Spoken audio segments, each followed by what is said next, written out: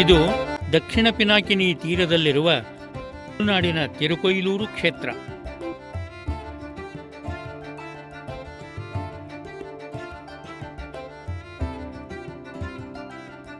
ಇಲ್ಲಿ ಕಳೆದ ಶತಮಾನದ ಉತ್ತರಾರ್ಧದಲ್ಲಿ 5 ದಶಕಗಳ ಕಾಲ ವೇದಾಂತ ಸಾಮ್ರಾಜ್ಯದಲ್ಲಿ ಮರೆಯಲಾಗದ ಇತಿಹಾಸವನ್ನು ಸೃಷ್ಟಿಸಿದ ಮಹಾನುಭಾವರಾದ ಶ್ರೀ ಸತ್ಯಪ್ರಮೋದ ತೀರ್ಥ ಶ್ರೀಪಾದಂಗಳವರು ನೆಲೆಸಿದ್ದಾರೆ.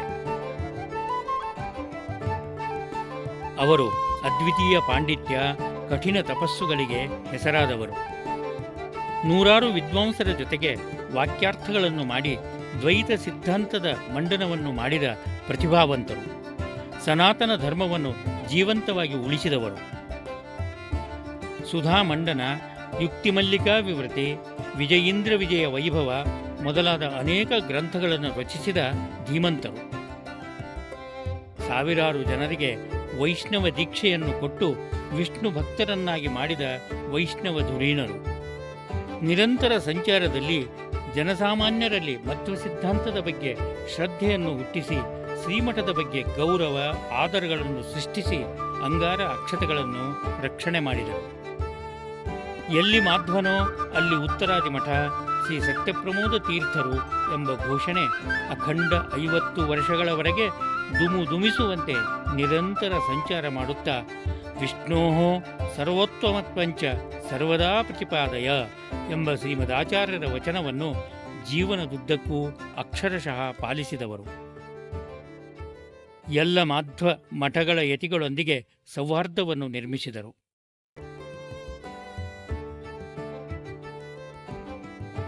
ಬದಲಾದ ಪರಿಸ್ಥಿತಿಯಲ್ಲಿ ಶ್ರೀಮಠದ ಆರ್ಥಿಕ ಪರಿಸ್ಥಿತಿಯನ್ನು ಸುಧಾರಿಸಿ ಅಲ್ಲಿ ಇನ್ನೆಂದೂ ಚಿಂತೆ ಉಂಟಾಗದಂತೆ ವ್ಯವಸ್ಥೆ ಮಾಡಿದರು.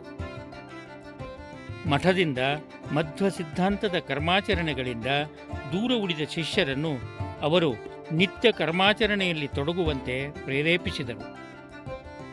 ಕಣ್ಮರೆಯಾಗಬಹುದಾಗಿದ್ದ ಅನೇಕ ಹಸ್ತಪ್ರತಿಗಳನ್ನು, ಗ್ರಂಥಗಳನ್ನು, ಶಾಲಿಗ್ರಾಮಗಳನ್ನು ಮತ್ತು ಅಪರೂಪದ ದೇವತಾ ವಿಗ್ರಹಗಳನ್ನು ಸಂಗ್ರಹಿಸಿದರು.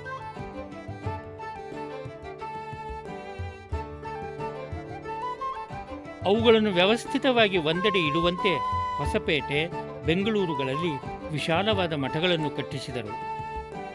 ಇಲ್ಲಿ ಒಂದು ಅಂದಾಜಿನಂತೆ 500 ತಾಳೆಗರಿ ಗ್ರಂಥಗಳು, 5,000 ಹಸ್ತಪ್ರತಿಗಳು ಮತ್ತು 20,000 ಮುದ್ರಿತ ತ್ರಿಮತಕ್ಕೂ ಸಂಬಂಧಪಟ್ಟ ಪುಸ್ತಕಗಳಿವೆ. ಜೊತೆಗೆ ಹಿಂದಿನ ಅನೇಕ ಯತಿಗಳ ಪಾದುಕೆಗಳನ್ನು ಸಂಗ್ರಹಿಸಿ ಇಟ್ಟರು.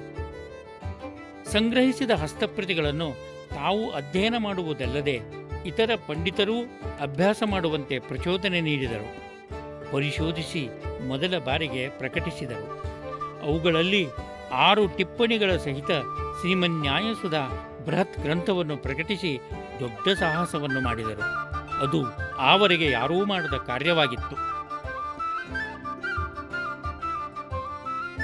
ಬೆಂಗಳೂರಲ್ಲಿ ಈ ಹಿಂದೆ ಶ್ರೀ ಸತ್ಯಜ್ಞಾನ ತೀರ್ಥರು ನಿರ್ಮಿಸಿದ ಮಠದಲ್ಲಿ ಶ್ರೀ ಜಯತೀರ್ಥರ, ಶ್ರೀ ರಘುತ್ತಮ ತೀರ್ಥರ ಹಾಗೂ ಶ್ರೀ ಸತ್ಯಜ್ಞಾನ ತೀರ್ಥರ ಮೃತ್ತಿಕಾ ವೃಂದಾವನಗಳನ್ನು ಪ್ರತಿಷ್ಠಾಪಿಸಿದರು. 1989ರಲ್ಲಿ ಬೆಂಗಳೂರಲ್ಲಿ ಪ್ರತಿಷ್ಠಾಪಿಸಿದ ಶ್ರೀ ಜಯತೀರ್ಥ ವಿದ್ಯಾಪೀಠವು ಇಂದು ವಿಶಾಲವಾಗಿ ಬೆಳೆದಿದೆ.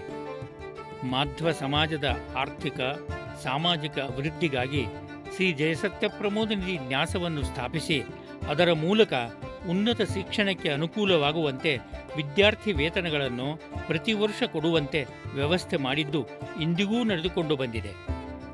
ಶ್ರೀ ಮಧ್ವ ಸಿದ್ಧಾಂತವು ಜನಸಾಮಾನ್ಯರಿಗೂ ದೊರೆಯಬೇಕೆಂದು 1953ರಲ್ಲಿ ಶ್ರೀಸುಧಾ ತಿಂಗಳು ಪತ್ರಿಕೆಯನ್ನು ಪ್ರಕಟಿಸಲು ಪ್ರಾರಂಭಿಸಿದರು. ಅದು ಇಂದಿಗೂ ಪ್ರಕಟವಾಗುತ್ತಿದ್ದು ಮಾಧ್ವರ ಅತ್ಯಧಿಕ ಪ್ರಸಾರದ ಜನಪ್ರಿಯ ಪತ್ರಿಕೆಯಾಗಿದೆ.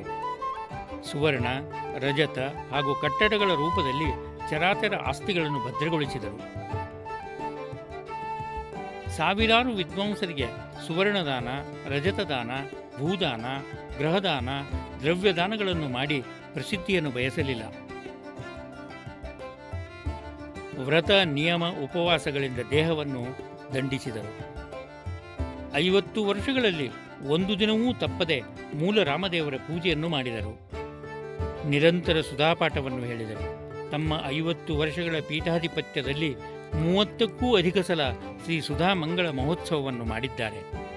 ಕೂಡಲಿ ಆರ್ಯ ಅಕ್ಷೋಭ್ಯ ತೀರ್ಥ ಮಠದ ಶ್ರೀ ರಾಮಧ್ಯಾನ ತೀರ್ಥರು, ಶ್ರೀ ರಘುಪ್ರಮತಿ ತೀರ್ಥರು ಮತ್ತು ಶ್ರೀ ರಘುಪ್ರಿಯ ತೀರ್ಥರು, ಉಡುಪಿಯ ಅಷ್ಟಮಠಗಳಲ್ಲಿ ಕಾಣಿಯೂರು ಮಠದ ಶ್ರೀ ವಿದ್ಯಾವಾರಿಧಿ ಸ್ವಾಮಿಗಳು ಹಾಗೂ ಶ್ರೀ ವಿದ್ಯಾವಲ್ಲಭ ತೀರ್ಥರು ಮತ್ತು ಮೈಸೂರಿನ ದೇವೇಂದ್ರ ತೀರ್ಥರು ಅವರಲ್ಲಿ ಪಾಠ ಹೇಳಿಸಿಕೊಂಡಿದ್ದಾರೆ. ಶಿರೂರು ಮಠದ ಶ್ರೀ ಲಕ್ಷ್ಮೀವರ ತೀರ್ಥರು, ಸೋಂದಾ ಮಠದ ಶ್ರೀ ವಿಶ್ವೋತ್ತಮ ತೀರ್ಥರು, ಗೋಕರ್ಣ ಪರ್ತಗಾಳಿ ಮಠದ ಶ್ರೀ ವಿದ್ಯಾಧಿರಾಜ ತೀರ್ಥರು ಅವರ ಪಾಠ ಪ್ರವಚನಗಳನ್ನು ಕೇಳಿದ್ದಾರೆ. ತಮ್ಮ 80ರ ಹರೆಯದಲ್ಲಿ 23ರ ಹರೆಯದ ಬ್ರಹ್ಮಚಾರಿ ಶ್ರೀ ಸತ್ಯಾತ್ಮ ತೀರ್ಥರಿಗೆ ಸಂಸ್ಥಾನವನ್ನು ಒಪ್ಪಿಸಿ ಈಶ್ವರನಾಮ ಸಂವತ್ಸರ ಕಾರ್ತೀಕ ಶುದ್ಧ ತೃತೀಯ ದಿನಾಂಕ 3/11/1997 ತಮಿಳುನಾಡಿನ ತಿರುಕೊಯಿಲೂರಿನಲ್ಲಿ ಜೀವನದುದ್ದಕ್ಕೂ ಆರಾಧಿಸಿದ ತಮ್ಮ ಪರಮ ಗುರುಗಳಾದ ಶ್ರೀ ರಘುತ್ತಮ ತೀರ್ಥರ ಹತ್ತಿರ ಚಿಕ್ಕ ಮಗುವಿನಂತೆ ಬಟ್ಟ ಬಯಲಲ್ಲಿ ವೃಂದಾವನಸ್ಥರಾದರು. ಸತ್ಯಾಭಿಜ್ಞಕರಾಬ್ಜೋತ್ಥಾನ್ 50 ವರ್ಷಪೂಜಕಾನ್ ಸತ್ಯಪ್ರಮೋದತೀರ್ಥಾರ್ಯಾನ್ ನೌವಿನ್ಯಾಯ ಸುಧಾರತಾನ್.